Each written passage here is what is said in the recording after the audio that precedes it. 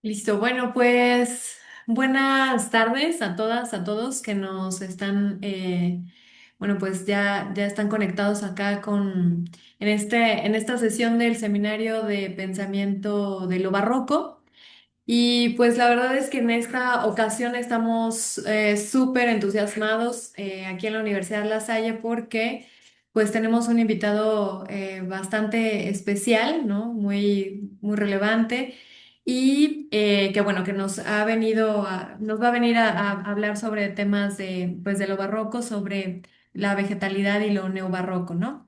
Él es el doctor Ángel Solís, Álvarez Solís, perdón, y bueno, pues es doctor en filosofía por la UAM, miembro del Sistema Nacional de Investigadores, magíster en filosofía política y licenciado en filosofía por la UAM, magíster en historia comparada de América por la Universidad de Huelva, España.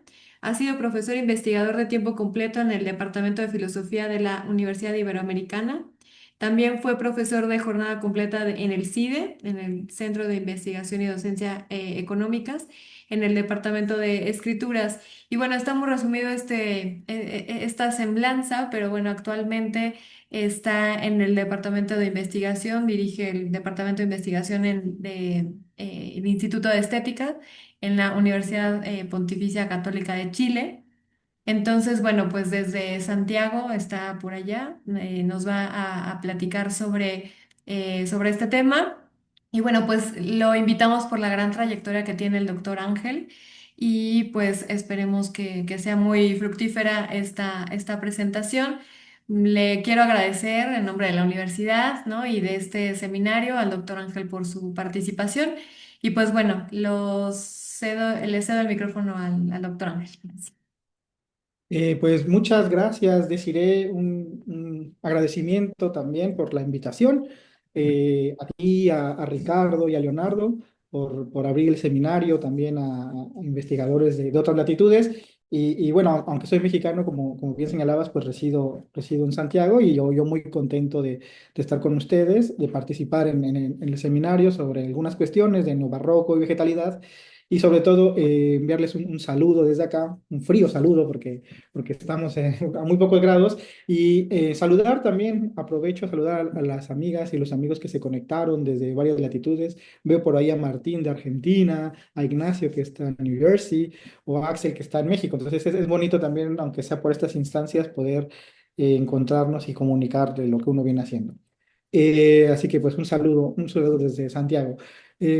Bueno, quiero aprovechar justo el tiempo, ¿verdad? Dado que tenemos como poca temporalidad, a plantear dos elementos justo en el contexto del seminario, que tiene que ver con, por un lado, el neobarroco y algo que me parece interesante empezar a problematizar es justo la noción de vegetalidad.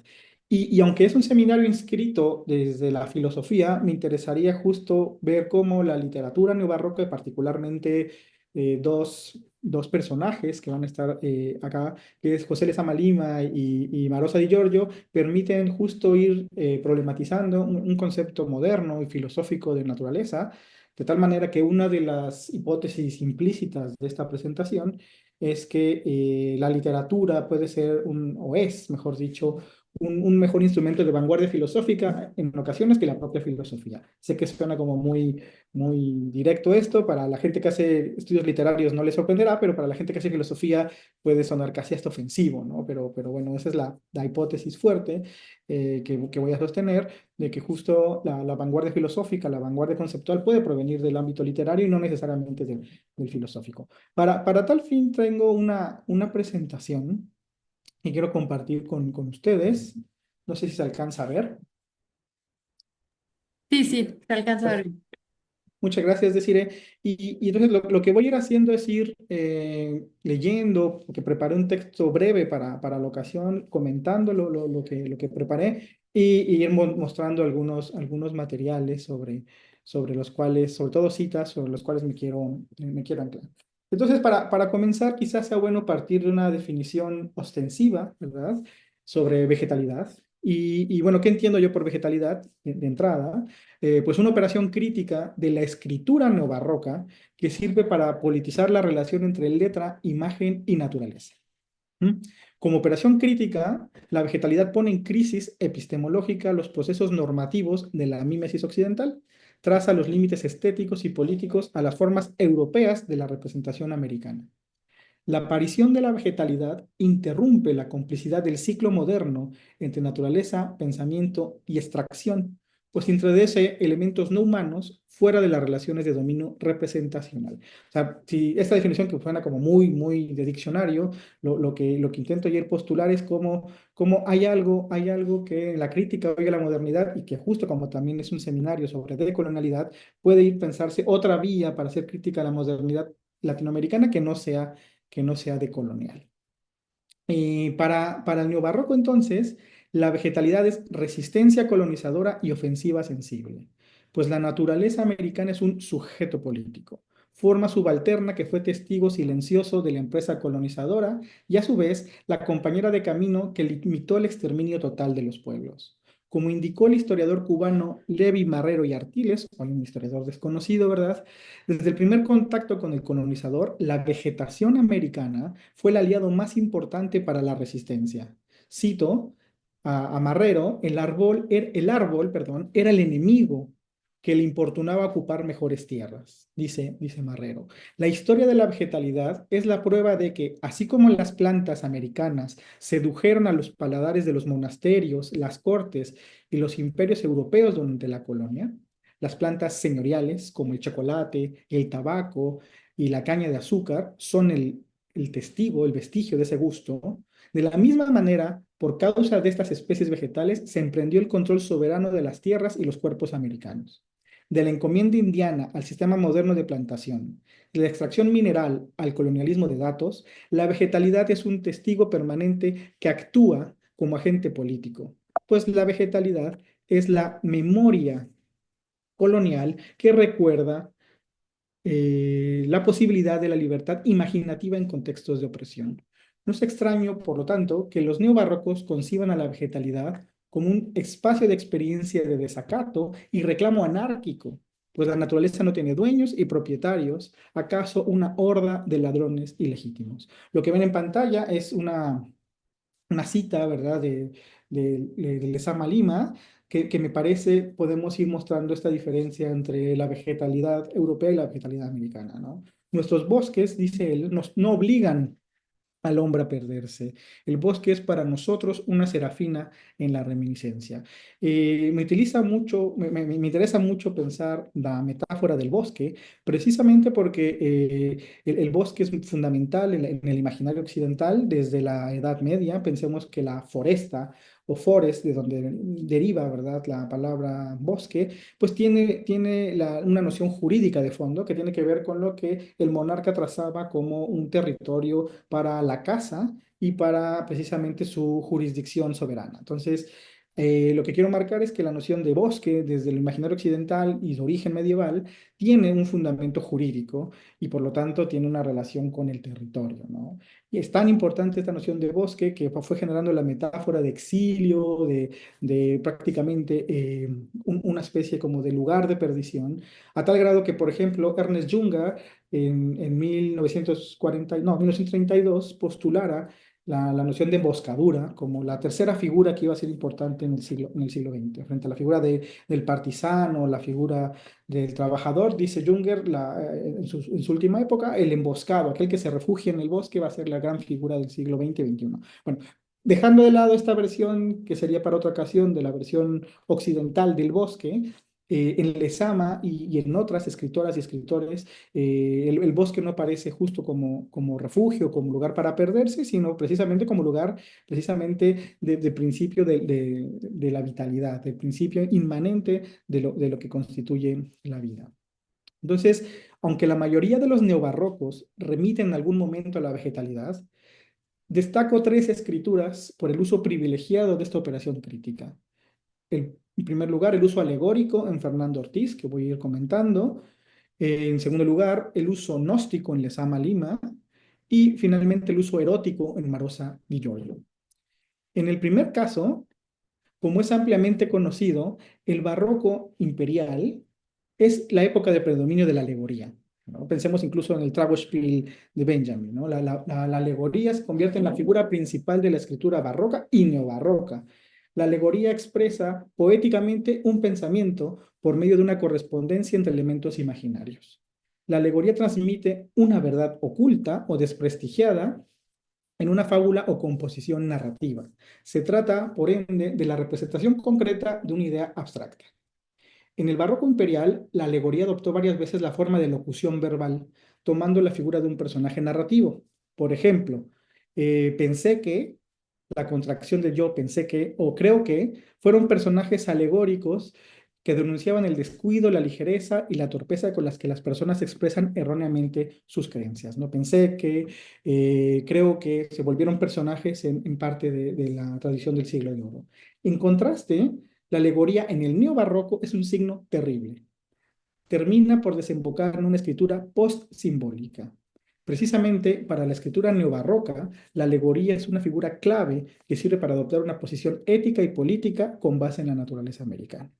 El ejemplo que ven aquí es justo la obra de Fernando Ortiz, Contrapunteo cubano del tabaco y el azúcar, y es justo un caso emblemático de una operación donde los personajes vegetales, en este caso el tabaco y el azúcar, funcionan como personajes alegóricos, donde cada uno toma una posición política respecto de la historia colonial americana. Azúcar expresa el colonialismo, la plantación, la esclavitud, el imperio o el cañaveral al que se refería Lezama como espacio de explotación vegetal. En cambio, tabaco es figuración del trabajo organizado, cosecha, ciclo agrícola, germinación salvaje, la vega como lugar de la revolución agraria. No obstante, como el nombre lo indica, el contrapunteo, una figura muy barroca por cierto, entre el tabaco y el azúcar, una versión masculina y otra femenina del mismo orden colonial, no pone ambos elementos en una confrontación antitética, como en el barroco imperial, ni requiere de una superación dialéctica, como pensaría una modernidad hegeliana, pues se trata de una operación de contraste que permite iluminar ambas experiencias estéticas y políticas. El tabaco, en la obra de Ortiz, elucida la experiencia opresiva del azúcar. El azúcar, en cambio, las zonas oscuras que inspira el tabaco. Y la cita me parece que podré sintetizar este argumento. Si la vida es una elipse con sus dos focos en el vientre y el sexo, el azúcar es comida y subsistencia y el tabaco es amor y reproducción, ¿verdad? Esto, digamos, sería como la primera forma que voy encontrando de estos rasgos de vegetalidad. En este caso, demasiado alegórica, evidentemente alegórica en las escrituras neobarrocas y vale la pena, creo yo, volver justo ahora a la obra de Fernando Ortiz bajo estos ojos, ¿verdad? En cambio, y ahora voy a pasar como otro ejemplo a Lezama Lima, si se dan cuenta, planteé como una idea muy general y voy a ir mostrando en casos ya muy concretos de obras cómo funciona la vegetalidad. En Lezama Lima, el recurso a la vegetalidad forma parte de una estrategia poética que le permite transitar del relieve de la textualidad a la plasticidad de las imágenes escritas, una escritura herbórea, rizomática, colindante con la éfrasis, en la medida que lo vegetativo aparece descrito como un movimiento perceptible para los sentidos atentos. Contrario a la imagen sésil de las plantas transmitida por la tradición occidental, Lezama pone lo vegetativo en movimiento cinematográfico para producir un efecto de, cito a Lezama, la palabra que usa, ajenamiento, donde lo conocido adquiere un sentido desconocido, siniestro. Por ejemplo, este párrafo de Paradiso, ¿no? Que es una de las novelas neobarrocas pues, más complejas, más ricas y más profundas que se hayan escrito, en mi opinión, y es una opinión personal, la obra neobarroca por excelencia. En un fragmento dice uno de los personajes, Esteban, en ese momento de éxtasis coral que los niños alcanzan con felicidad, donde las semillas de alcanfor o de las amapolas, el silencioso crecer nocturno de los vegetales, preparan una identidad oval y cristalina.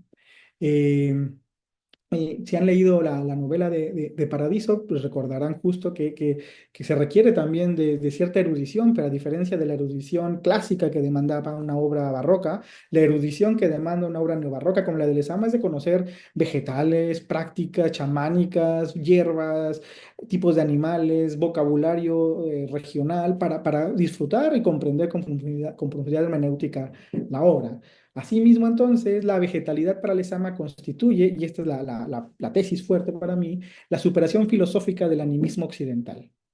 Por ejemplo, en su ensayo Corona de las Frutas, Lezama advierte cómo lo único que crea la cultura es el paisaje, un paisaje de frutas monstruosas, de melocotones que sangran y hierbas que lloran. En el paisaje americano, dice Lezama, lo barroco es la naturaleza. Es decir, que si un papayo o una guanábana recibiese el tridente de la hipérbole barroca, sería un grotesco, imposible caso de concepción. O bien, en otra obra de 1977, O Piano Licario, Lezama relata la metamorfosis de la yagruma como un acto contra la permanencia metafísica. La yagruma es planta, signo, fármaco, pradera de la verdad. Por esta razón, el sujeto americano está al acecho del movimiento vegetativo, está más al pendiente de lo minúsculo, pues esta actitud vital que desemboca en una metafísica popular lo prepara para la conjunción entre vida, intensidad y memoria. ¿Sí? Mientras que la temporalidad barroca podríamos pensarla como una temporalidad newtoniana, la temporalidad americana sería bergsoniana, por supuesto, ¿no?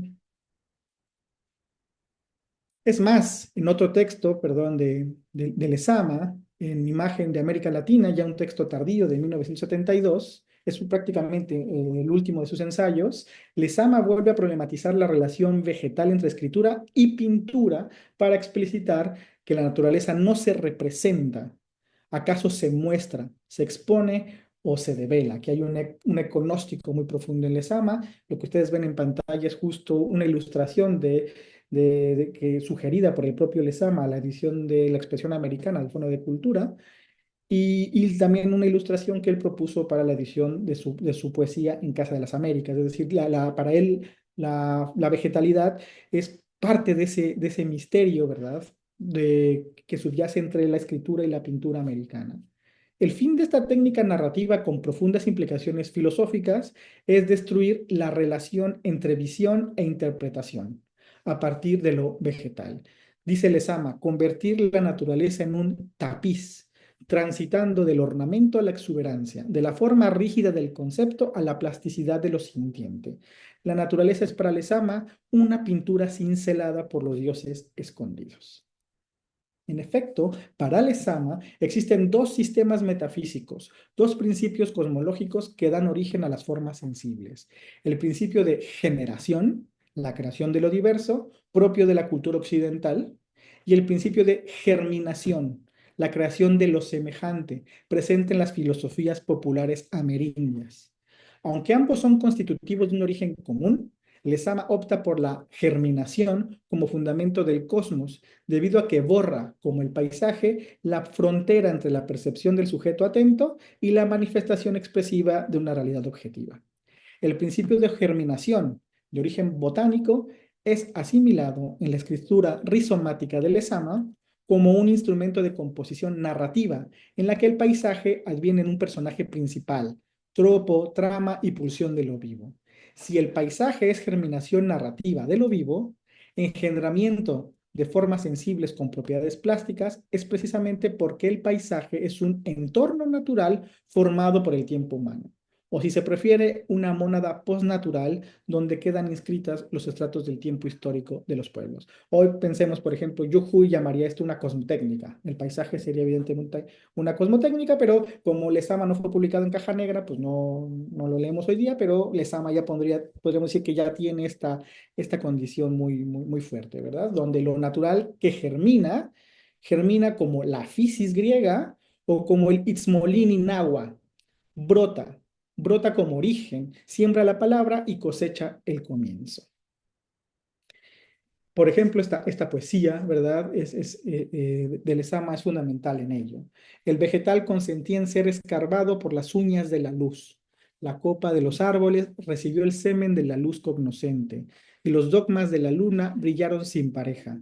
No lo cubrió la mujer, sino una sombra repleta. ¿Se dan cuenta? El gnosticismo en Lezama es muy hermético. Es entrar a su poesía, es entrar también a la dimensión hermética y no hermenéutica del neobarroco americano. Y esa es otra de las hipótesis que a mí me interesa siempre exponer, que el barroco americano no hay que pensarlo como una hermenéutica, sino que el barroco americano es una hermética y que hay que pensarlo más en esa relación con Hermes, con esa relación que tuvo la Cábala en el Renacimiento, etcétera, etcétera, a pensarlo como la traducción e libre interpretación del texto bíblico que se pensó en el mundo protestante. ¿Mm? En este caso, la escritura germinativa del neobarroco hace brotar el espíritu de la América precolombina, la memoria de los cronistas de Indias, las laceraciones de la plantación, el fuego de los cañaverales, las ollas criollas compartidas por el común, pues al final son vestigios naturales de una memoria vegetal, tejidos o formas hilvanadas que dan origen a la cultura, el hilo como origen. La vegetalidad americana es ese tapiz enarbolado por una urdimbre de significaciones. Le permite a Lezama criticar el principio moderno de causalidad para anteponerlo al principio poético del engendramiento de la materia. El acto poético es así un acto científico en la medida que explica la generación vegetal del mundo, como vemos expuesto en este poema. Entonces, para Lezama, el poema es un filosofema. ¿Mm? Y de su fascinación órfica, Lezama retoma la teoría gnóstica del surgimiento del mundo a partir de una noche primordial, que en este caso es transfigurada en la noche tropical, la humedad fecunda de La Habana, la vegetación exuberante del Caribe como rastro del parto de las formas sensibles americanas. En proximidad con el uso gnóstico del Lezama, pero con un giro erótico particular, la escritora uruguaya Marosa Di Giorgio, menos conocida en México, pero acá en el sur es ampliamente conocida, concibe una escritura vegetal donde el animismo y el antropomorfismo se igualan al grado de no poder distinguir uno del otro. Para Marosa, la vegetalidad posee una dimensión sórdida, terrible, luminosa, próxima a lo siniestro, conectada inexorablemente con la sexualidad. De tal forma que en su narrativa, aunque también en su poesía, Marosa emparenta la escena erótica con la vegetalidad como la experiencia de un goce primigenio, pues el sujeto americano es capaz de copular con flores, de copular con frutas, plantas o animales, debido a que dispone de una vegetalidad interna, de un aparato de goce vegetal. Igualmente, las frutas, los árboles y la flora americana mantienen una actividad erótica, una seducción entre sí, pues la naturaleza se abre como pistilo ígneo. La erótica vegetal está presente prácticamente en toda la obra marosiana. En Misales, un conjunto de relatos eróticos, un árbol seduce a una mujer igual que copula con una almendra. Y la cita está aquí. El árbol, llegamos a mi habitación, ¿no? Es allí, es esa planta. Ella se dirigió a la planta como si la conociese, estuviera segura de algo. Quedó de pie. El viento le levantó el vestido, se lo llevó cerca del óvalo y quedó fuera la enagua rosa, el color de las fresias. En Lumínile, el intento asombrosa de una novela vegetal, una pequeña novela que podemos pensarla como una novela vegetal, abundan imágenes sexuadas y descripciones vegetales de las partes erógenas, entre imágenes del intercambio de fluidos seminales de las bromelias, la violación de un murciélago o las caricias lascivas de una mariposa, lo vegetal aparece como la zona oscura de las pasiones irresueltas que solo aspiran a cumplir su naturaleza objetiva. Lo vegetal es así el espacio de inscripción en la que desovar y fornicar son experiencias idénticas para el mundo americano. Y la cita de Lumínile quiero mostrar como una evidencia de este argumento, ¿no? Yo soy sirena de plantas, de arboleda, ondulo mi cola oscura, fuerte, tengo las escamas blancas y plateadas, el pecho desnudo, crespo el pelo, el sexo es una marca apenas de coral y echo un perfume específico, humo, gotas de aceite y sangre y brasitas. De hecho, la alusión a lo vegetal le permite a Marosa postular un paisaje no antropocéntrico de la selva, el bosque o la pampa americanas como una zona roja que no discrimina ningún contacto erótico entre las especies. En Rosa Mística, una profunda obra neobarroca, Marosa lleva al extremo la sexualización vegetal de un entorno mariano en una especie de liturgia virginal de las plantas. Dice ella, cuando pasó entre dos bromelias, la madre indagó, le midió el tallo, el tamaño del vientre, el peso de cada pecho. La dejó pasar diciendo, cuidado con las plantas. Como podrá sospecharse, la vegetalidad no ha sido una operación crítica ajena a la literatura producida en América. Rodolfo Kusch, por ejemplo, expresó que América es un continente vegetal. Dice Kusch, es América vegetal, caótica, que no rehúsa las formas.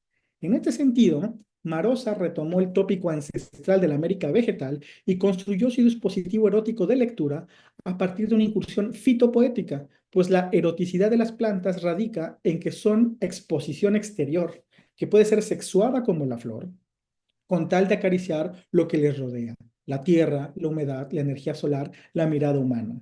Precisamente la escritura vegetal de Marosa, la sexualización vegetal de la palabra, es posible estéticamente porque asume la cópula interespecies en un sentido biológico. No es un recurso de metaforización ni una imagen obscena para persuadir al lector puritano. Por el contrario, la vegetalidad marosiana proviene de una tesis filosófica profunda, la reversibilidad de los ciclos naturales.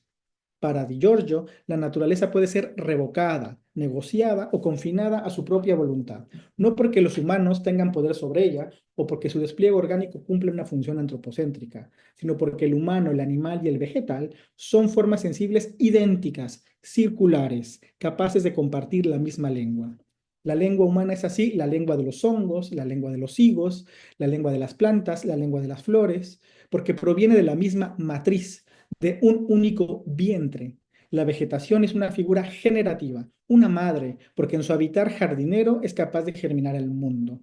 Dice Marosa, hojas verdes, duras y una flor de nieve que es al mismo tiempo color de rosa. Y como siempre lleva tu marca, Clementina, Medici, porque le hiciste tú le hiciste, eres tú quien hace las flores, con tu cuchillo de cocina, plateado y fino, tu tijera negra, laboras en lo hondo de la tierra y en las luces haces aparecer los lirios. Entonces vemos cómo Marosa utiliza también la poesía para ir mostrando esta tesis filosófica.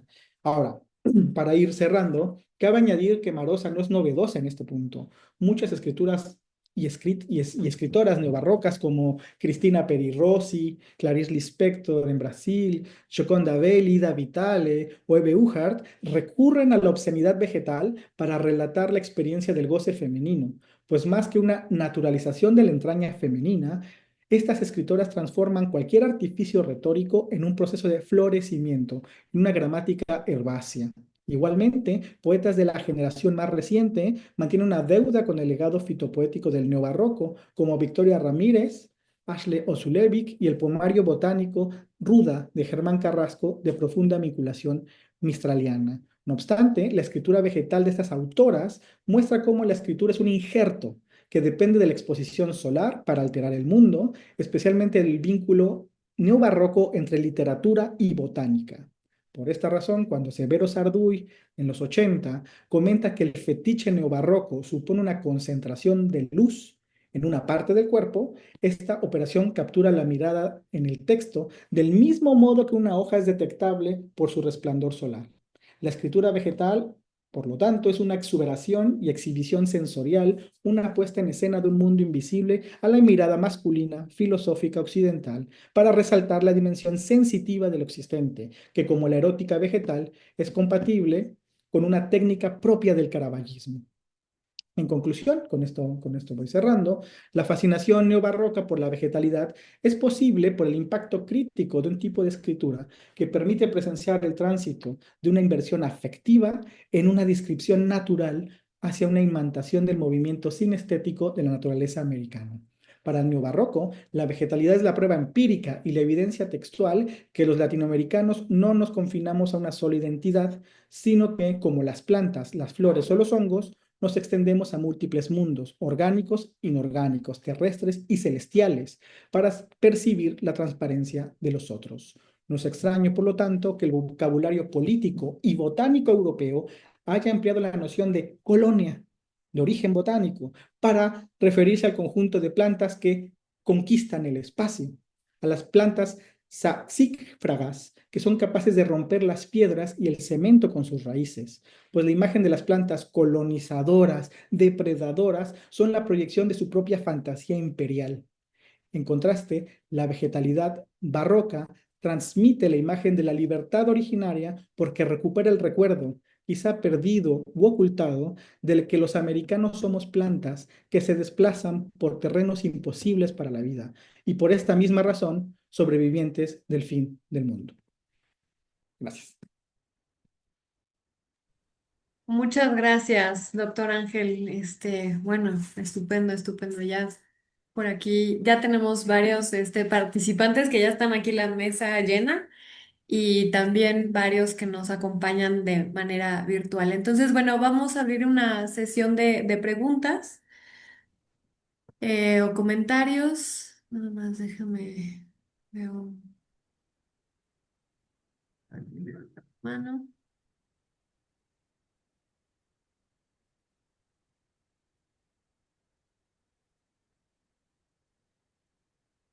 Ah, Ricardo, Ricardo.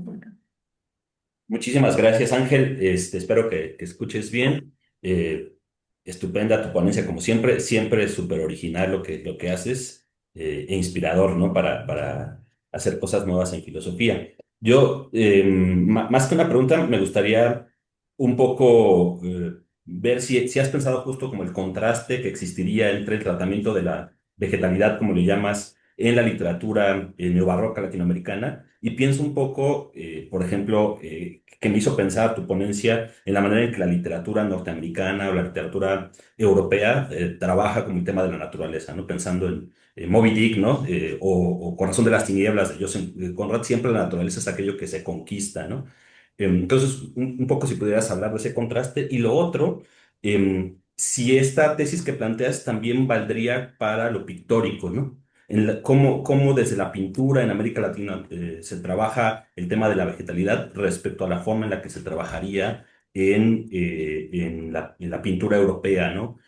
Si habría diferencias entre, por ejemplo, la representación de lo vegetal en Cézanne o respecto a la manera en que lo hace Diego Rivera, etcétera, ¿no? Si podría trasladarse esa forma del tratamiento de lo vegetal también a la pintura.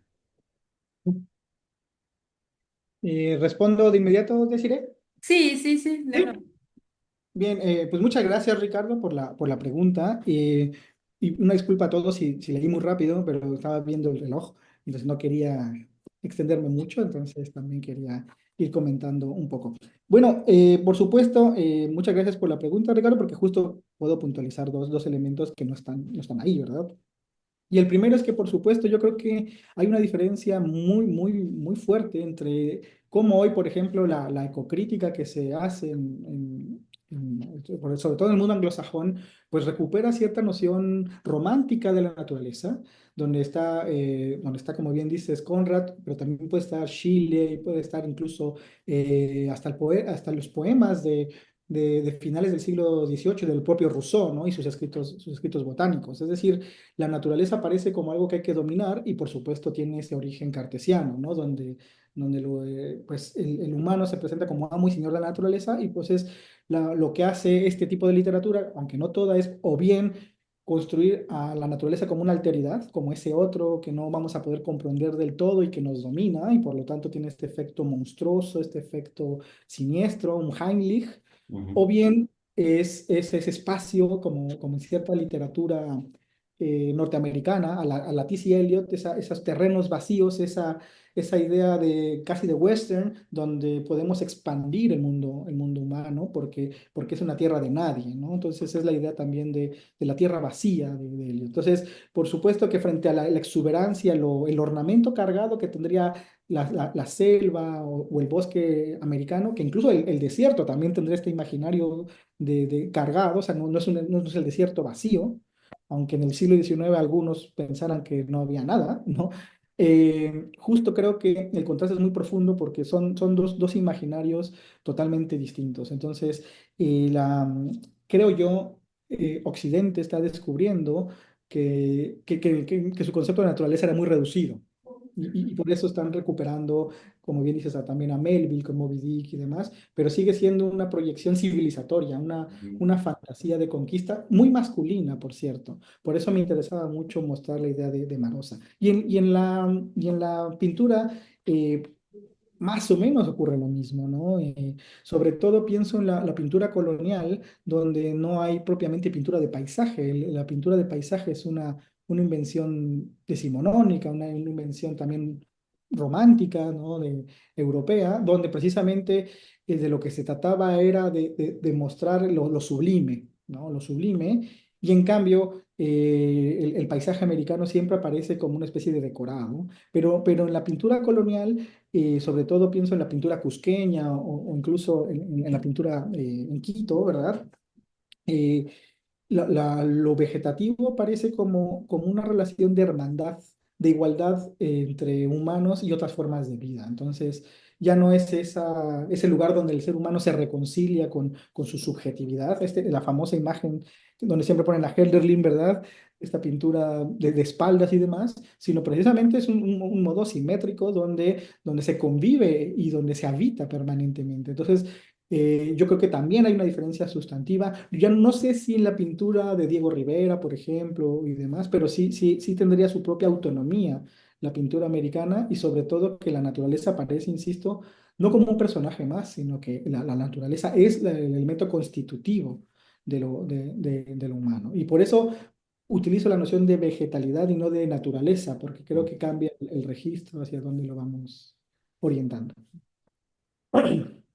Muchas gracias, Ángel. ¿Alguien más que tenga alguna pregunta por acá en línea? ¿No? Bueno, yo más bien tengo también como bueno, pues sí, también una pregunta por ahí. Y creo que ya más o menos lo estabas ahorita explicitando con lo que preguntaba Ricardo con respecto al paisaje, ¿no? Porque justo parece que como que la categoría que se ha heredado, no sé, para el análisis, por ejemplo, de lo barroco o lo neobarroco, como lo mencionas, pues tiene que ver con pues el paisaje, ¿no? La exuberancia del paisaje, ¿no?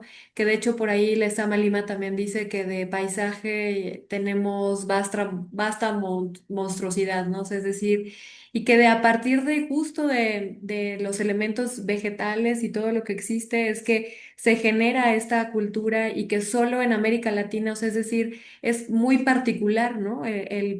Los elementos naturales que tenemos o la vegetalidad, como la mencionas, y que de ahí puede derivar mayormente una aproximación a una identidad latinoamericana, ¿no? Que es sustancial porque lo vasto del Amazonas que existe en América Latina o lo vasto que existe de volcanes y a la vez ríos y a la vez mares, etcétera, no precisamente sucede en el mundo europeo, ¿no?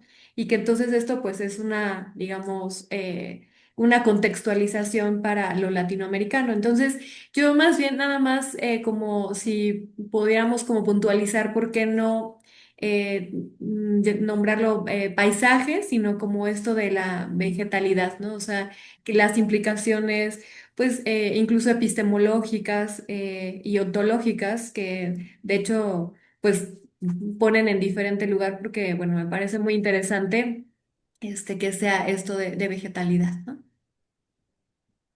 Perfecto, muchas gracias, Desiree. Bueno, en principio sí mantendría yo la distinción entre vegetalidad y paisaje, sobre todo porque en el paisaje ocurren dos fenómenos muy precisos. El primero es que el paisaje es algo inapropiable, ¿no? El personaje no le pertenece a nadie, ¿no? Es lo mismo que la lengua. El paisaje se usa, pero esa primera dimensión del paisaje como algo inapropiable nos conecta con otra dimensión que tiene que ver con la mirada de aquel que observa el paisaje. Entonces, hay una dimensión objetiva del paisaje, pero que solo es posible por la percepción subjetiva de aquel que mira el paisaje. Entonces, el paisaje es un umbral donde se pierde la frontera entre sujeto y objeto. El problema es que ahí hablo de sujeto y objeto, es decir, se vuelve un problema epistemológico y creo yo la vegetalidad nos lleva a un problema más bien de tipo fenoménico, de tipo no me atrevería a decir ontológico, pero quizás sí, donde precisamente es más bien entender la propia composición vegetal de lo humano. Entonces, en lo vegetal, yo lo pienso mucho en esta dimensión casi como de los lectores medievales árabes de Aristóteles, lo sensitivo, no lo sensible, sino lo sensitivo que compartimos, en este caso, con las plantas. Y creo yo que esta conclusión, por ejemplo, la que ha llegado hoy la neurobiología vegetal, que somos plantas y que compartimos la biomasa con ellas y demás, es una conclusión que ya está presente en algunos sistemas filosóficos americanos y particularmente en la literatura neobarroca. Entonces, ahí me parece que justo es recuperar la aístesis en su sentido originario, como esa condición sensitiva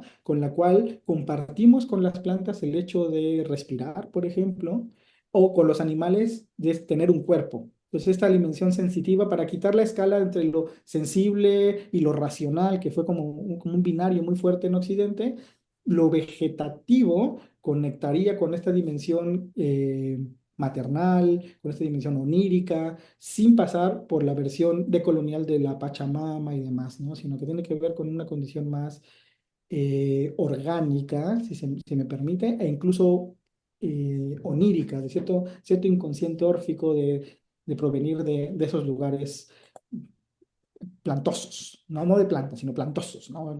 De alta vegetación. En fin, espero haber respondido, Sí, deciré, sí. pero está más compleja, ¿no? Gracias. Bueno, le podemos dar la palabra a Martín, que también tiene levantada la mano. Hola Ángel, un gusto escucharte. Siempre es muy estimulante escuchar tu pensamiento y tus vinculaciones. Además, me parece algo muy interesante, me siento muy identificado. Yo también soy de filo y me fui hacia la crítica literaria. Tenía dos preguntas, un poco como las estoy masticando en vivo, no es que la tengo muy elaborada. La primera sería, ¿cómo pensar lo vegetal? No solo desde la dimensión, ¿cómo decirlo?, tan afirmativa y tan vitalista, que tiene que ver con el neobarroco, perdón por el neobarroso porque sería más Río de la Plata, pero sí en la dimensión como más contemporánea, pensando el vegetal como plaga, como invasora, como veneno, ¿no? La soya, eh, etcétera, etcétera, etcétera. O el maíz transgénico en México. Eh, digo, hay una dimensión ahí que me parece que es un desafío para pensar el vegetal hoy en la encrucijada latinoamericana.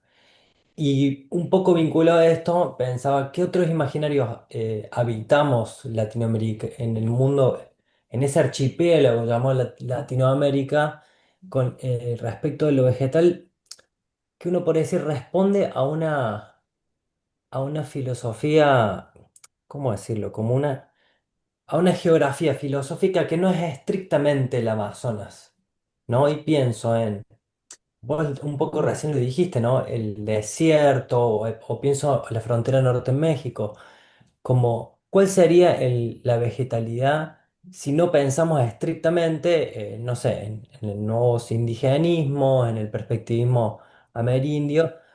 Cuya vegetalidad siempre responde a este imaginario, si se quiere, muy abundante, muy tropical de lo vegetal, ¿no?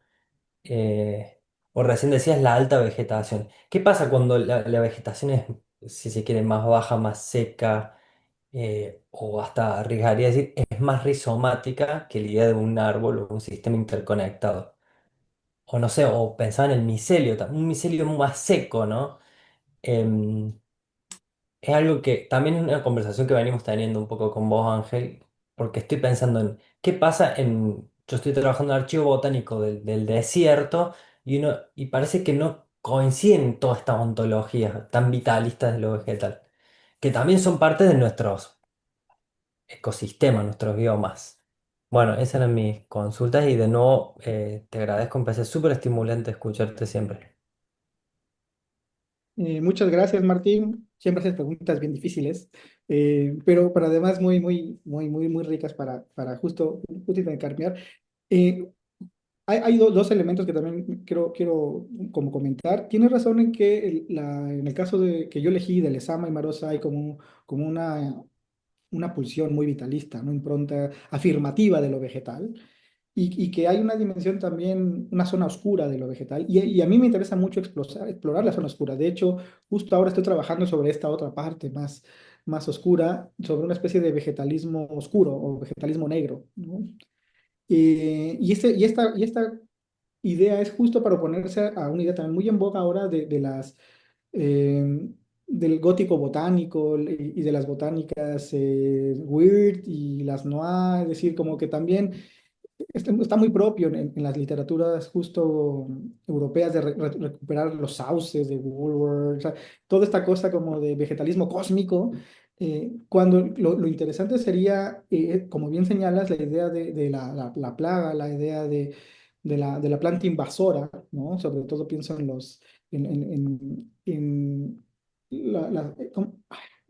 ¿cómo se llaman estas plantas invasoras que son muy comunes en los sembradíos ahora? Eucaliptos, ¿no?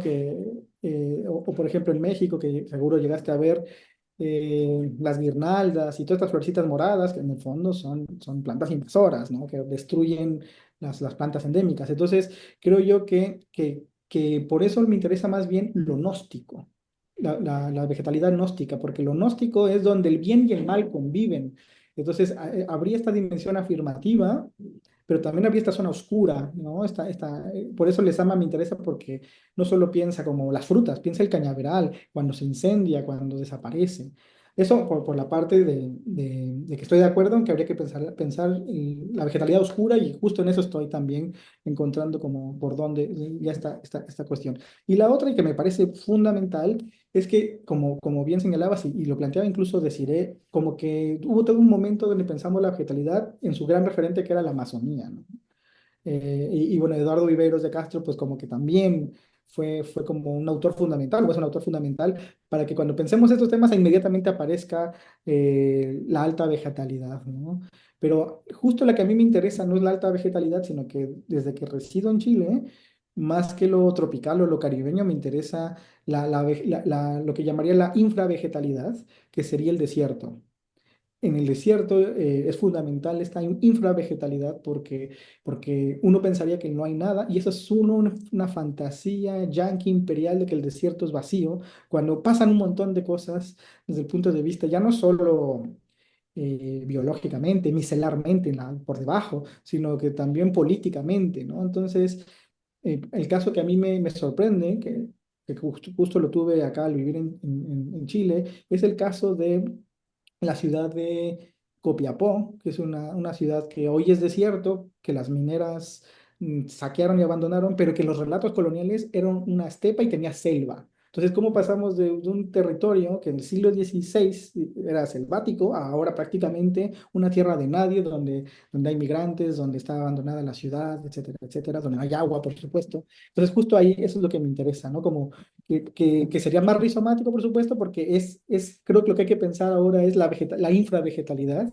dado que tenemos mucho de eso. Y en México también pienso, siempre se pensamos en el sur, ¿no? Chiapas y demás, pero había que pensar también en esos triángulos de Sonora y demás como lugares de una vegetalidad otra, donde son terrenos no solo de extracción, sino donde la cultura narco ha precisamente germinado. Entonces, ahí hay algo potente, ¿no?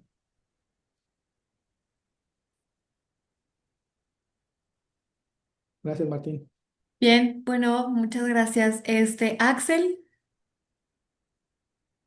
Ah, hola Ángel, yo tengo un par de preguntas, una que tiene que ver con esta idea que comentabas del Lesama y toda la relación del esoterismo y el gnosticismo en Lesama.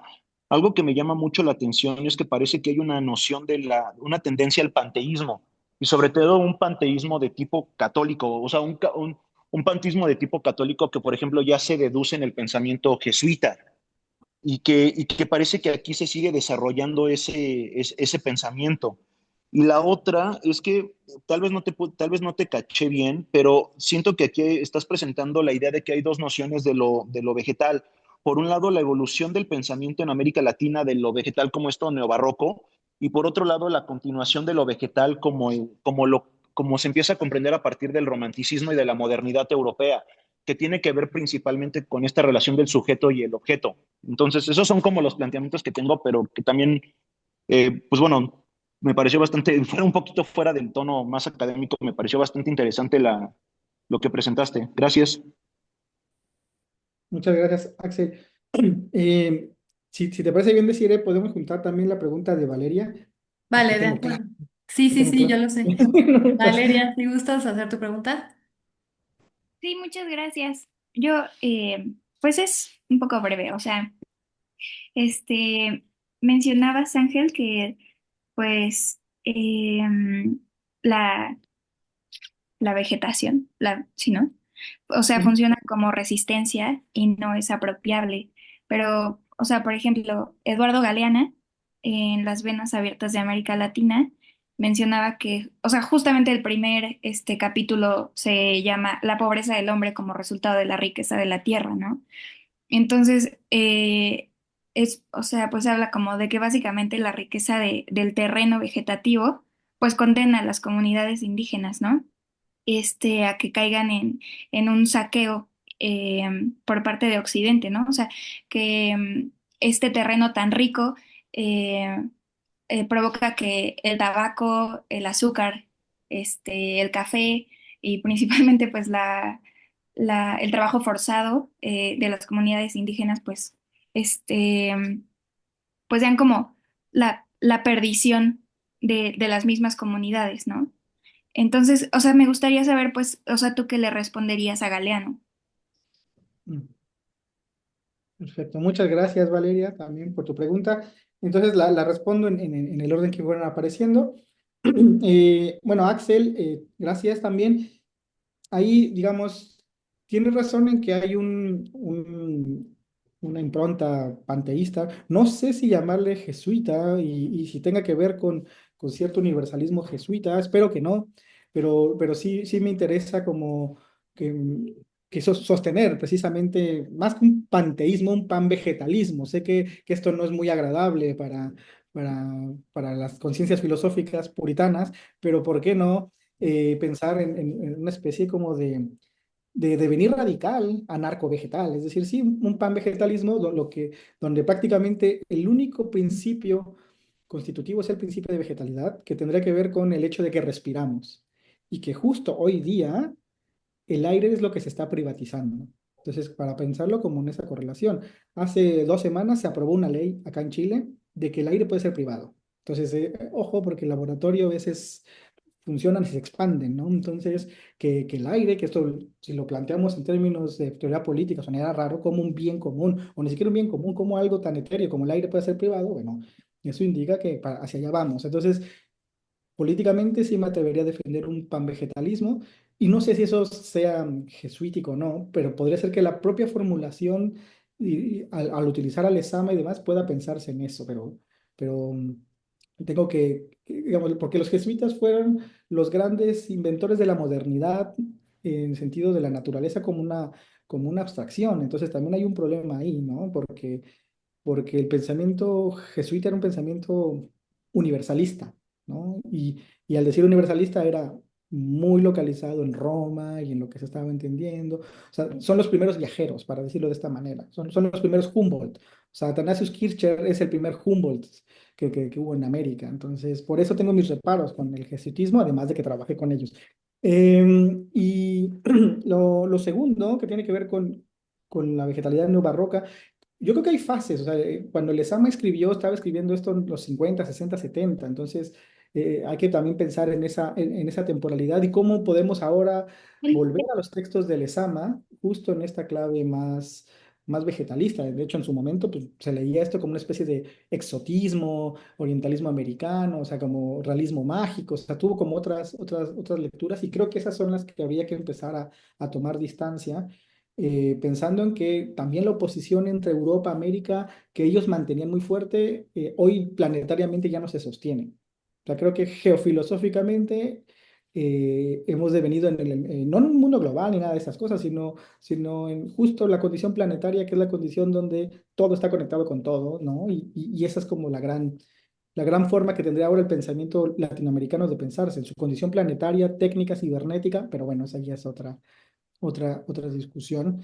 Y bueno, para Valeria, es una pregunta muy linda, ¿no? ¿Qué le dirías a Galeano, ¿no? Yo me acuerdo que las lecturas fundamentales cuando uno tiene 13, 14 años era leer en el colegio a Galeano, ¿no? Uno sabía que existía Uruguay por Galeano, entonces es justo sé que suena cruel, Martín, pero eran las únicas referencias del fútbol y Galeano como de que Uruguay existía. Y en este caso, yo creo que Galeano forma parte de esta generación que todavía repetía la idea de la maravilla americana, la idea de que América es pura riqueza y que la naturaleza sería la prueba de que justo América sigue siendo esa América maravillosa, exótica, exuberante, y por lo tanto que se generan las condiciones para ser explotada, para ser mancillada. Es decir, una especie como de feminización de la naturaleza que en el fondo es un gesto muy masculino. Entonces, lo que le diría a Galeano, con todo mi respeto y admiración, es pues, que no sea tan machirulo y que también hay zonas sórdidas y que América, o sea, que no todo es riqueza en América y que la naturaleza no siempre es riqueza, sino como también nos decía Martín, también es una zona donde se atraviesan las peores de las explotaciones y incluso de dominio del humano sobre otras especies y de esas especies sobre el humano. Entonces, es justo el litigio hoy conceptual y político pasa por lo que vamos a entender por naturaleza en los próximos años. Ay, pues muchísimas gracias, Ángel. De verdad que nos hace falta tiempo para seguir con la discusión. Seguramente en otro momento nos volveremos a encontrar en un modo de este tipo académico, ya sea presencial, te invitamos, no sé qué podemos hacer, pero bueno, por ahora pues te dejamos ir a tu clase, te agradecemos muchísimo y pues bueno, gracias a todos los que se conectaron y también gracias a todos los que están aquí presentes. Nos vemos entonces. Muchas Gracias. gracias a todos. Perdón que tenga que correr, es que los deberes nos llaman. Exactamente, no te preocupes. Muchas gracias. Gracias. Gracias.